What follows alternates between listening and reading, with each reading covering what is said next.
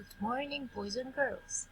Let's take a look on what makes a newspaper report great.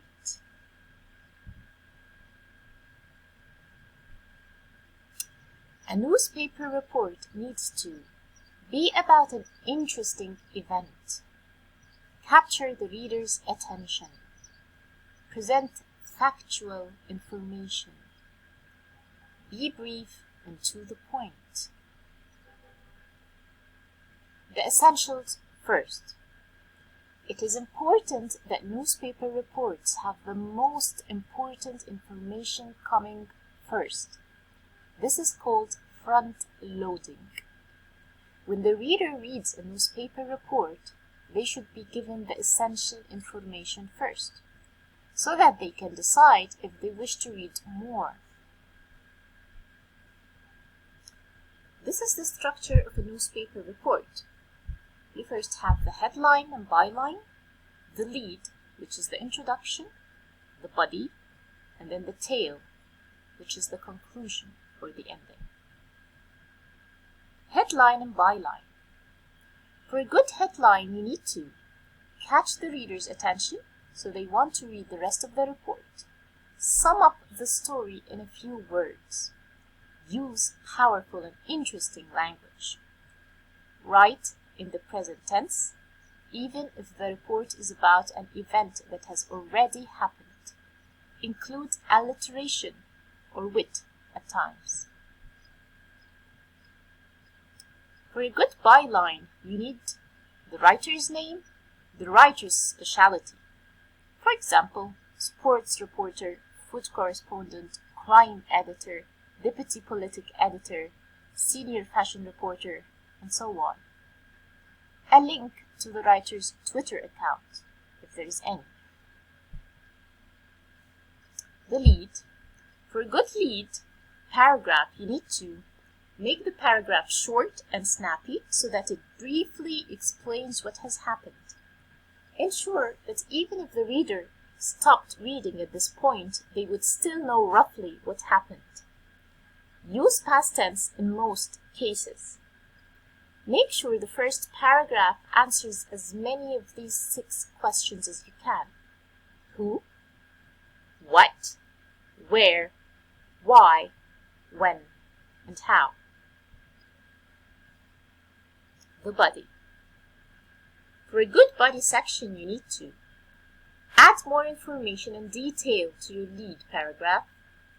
Include background information, evidence, facts and quotes from people involved or connected to the event story. Continue to write in order of importance, putting the most important information in the first few paragraphs of the body section. Here's more tips. Having quotes from witnesses or experts will make your report more credible and interesting. So you might be interviewing someone who has actually witnessed the events you're writing about, or someone who was involved in the event. Be sure to use correct punctuation for quotes. The tail. For a good tail section, give the reader the opportunity to gain additional information if they're particularly interested in the topic of the news report. Include links to previous news reports or useful websites. Include a final quote from a witness or expert that helps to sum up the story or that could hint at what might happen next. This tail information can be useful, but it is not always needed. It tends to be the least important information in the report. Alright, here's an example of a newspaper report.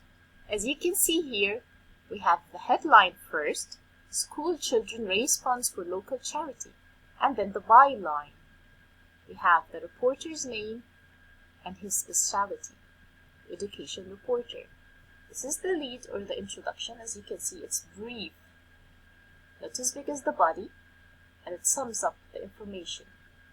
This is the body, and this is the tail, which is the least important in a newspaper report, but it should still be there.